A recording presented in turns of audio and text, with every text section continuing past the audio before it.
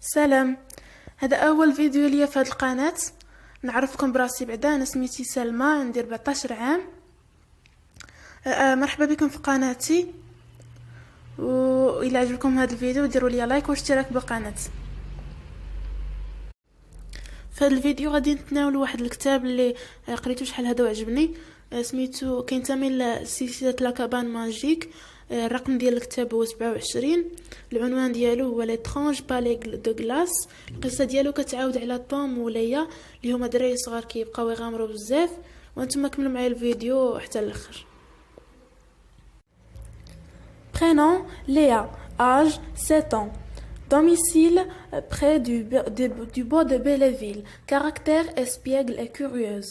Signe particulier, ne manque jamais une occasion d'entraîner son frère Tom dans des aventures mouvementées sans se soucier du danger. Prénom Tom, âge 9 ans, domicile près du bois de Belleville, caractère studieux et sérieux, signe particulier, aime beaucoup les livres qui l'aident à se sortir des situations périlleuses. Le premier chapitre, le solstice d'hiver. Le vent siffle derrière les carreaux, bien au chaud dans la cuisine. Tom et Léa fabriquent des petits gâteaux de Noël avec leur maman. Ils découpent la pâte en forme d'étoile ou de sapin. Oh, s'exclame Léa, il neige. Si on allait jouer dehors? Tom se tourne vers la fenêtre. De gros flocons tombent du ciel gris. Il secoue la tête. Il est trop tard. Il fait déjà presque nuit. C'est le premier jour de l'hiver, observe leur maman, le jour le plus court de l'année. Tom sursaute. Tu veux dire le solstice d'hiver? Exactement. Le solstice d'hiver, répète Léa en ouvrant des grands yeux. Eh bien, oui, faire leur maman étonnée de leur réaction.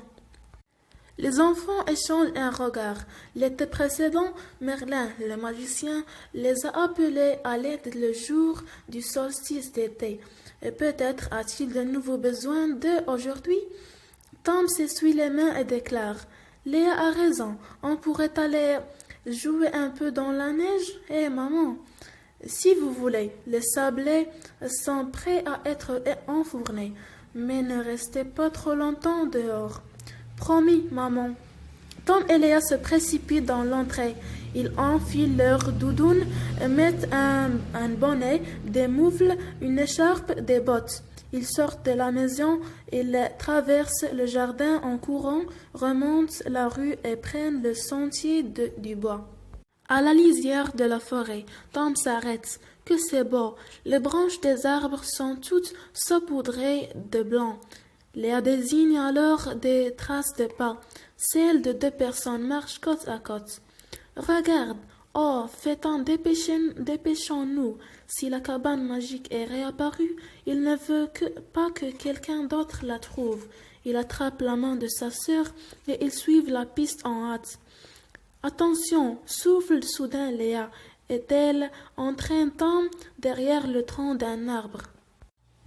À travers la neige qui tombe, les enfants distinguent deux silhouettes enveloppées dans de longs manteaux à capuchon. Elles se dirigent vers le plus haut chêne.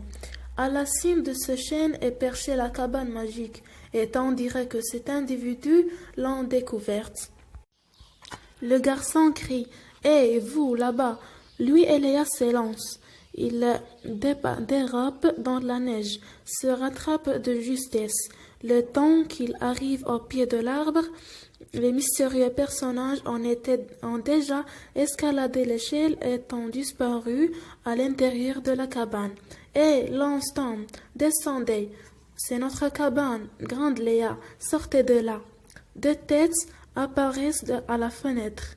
Celle d'un garçon rouquin au visage piqueté de taches de rousseur et celle d'une fille aux yeux bleu marine et aux longs cheveux noirs. En voyant Tom et Léa, il se met à rire. On vous cherchait, dit le garçon. Eh bien, on vous a trouvé. Teddy, Kathleen, s'écrie Léa. De dos, on vous nous avait pas reconnus. Teddy est un jeune sorcier qui travaille dans la bibliothèque de Morgan, à Camelot. Kathleen est une Selkie, une magicienne, elle aussi. Comme toutes les Selkies, elle est humaine sur la terre et devient un phoque dans la mer. Elle a beaucoup aidé les enfants lors de leur dernière mission, le jour du solstice d'été. Tom est stupéfait. Il n'aurait jamais imaginé rencontrer un jour dans le bois de Belleville leurs amis du royaume du roi Arthur. Comment êtes-vous arrivé jusqu'ici demande-t-il. Montez, on va vous raconter. Tom et Léa se dépêchent d'escalader l'échelle de corde. À peine arrivés dans la cabane, Léa se jette au cou des jeunes gens. Vous ici, chez nous, je n'arrive pas à y croire. La Selkie est raillante. Tom, Léa, que je suis heureuse de vous revoir. Ça me fait plaisir aussi, lui assure le garçon en rougissant. À ses yeux, Kathleen est la plus jolie fille de la terre.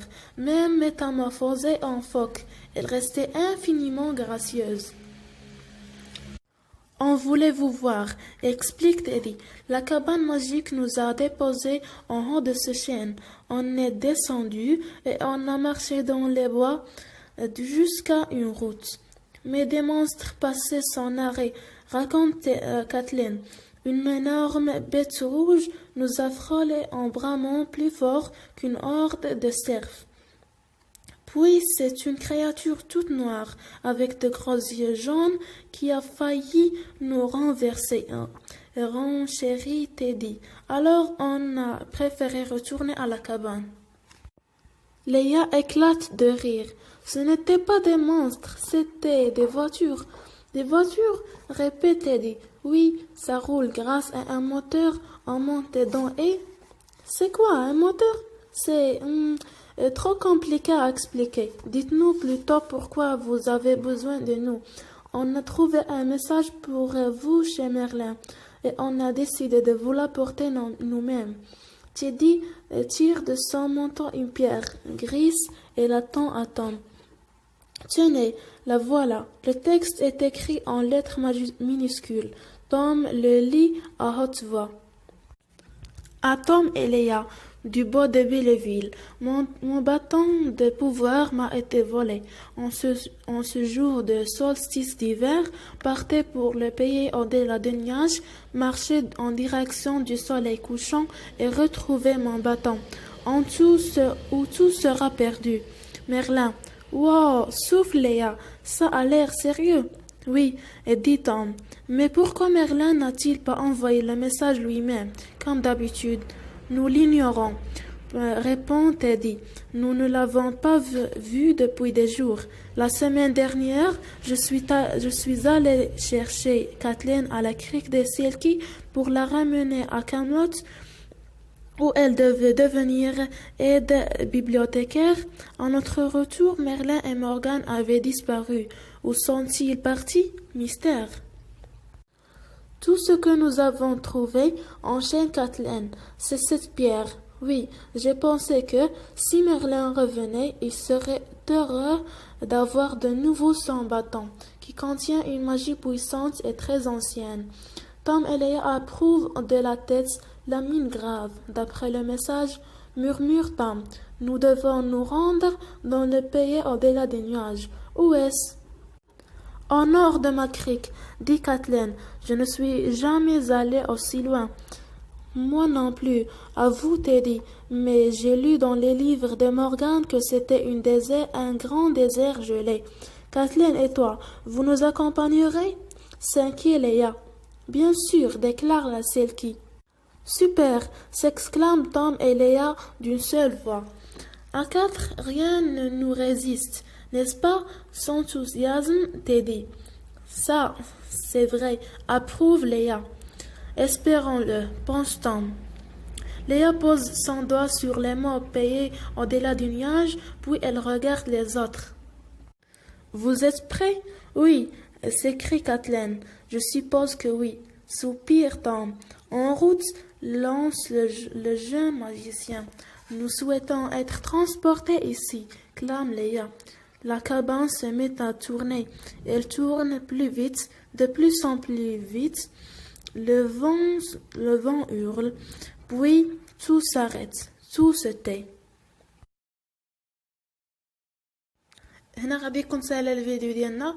كنتمنى يكون عجبكم. الى عجبكم قولوا لي في التعاليق انني ندير الجزء الثاني ونقرا لكم الشابيتر الاخرين، باقيين بزاف. و الى عجبكم الفيديو ما تنساوش ديروا لي لايك واشتراك، وبسلام عليكم.